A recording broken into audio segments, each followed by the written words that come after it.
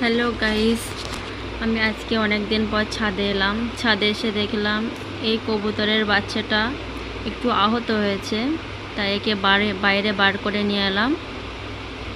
বার করে এনে দেখছিলাম কোন পায়ে ওই আঘাতটা পেয়েছে। বুঝতে পারছিলাম না কোন পায়ে আঘাত পেয়েছে, তাই দেখা হচ্ছিল এটা অন্য পায়ে হবে, ওই পায়েটায় না। তো ওর পায়ে সুতো জড়িয়েছিল, কিভাবে জানি না, ঠিক আছে। তো ওর পায়ে সুতো জড়ানোর পরে অনেকটা লাল হয়ে গেছে, কেটে লাল হয়ে গেছে। তো আগের দিন হলুদ লাগানো হয়েছিল, ফের আবার সেটাকে উঠিয়ে আজকে আবার হলুদ দিয়ে দেওয়া হলো নতুন করে হলুদ দিয়ে দেওয়ার পরে মনে হচ্ছে ঠিক হয়ে যাবে। আর তোমরা কমেন্টে জানাবে কি লাগালে ঠিক হয়ে যায়, কি লাগানো যেতে পারে ওই ক্ষতটায়।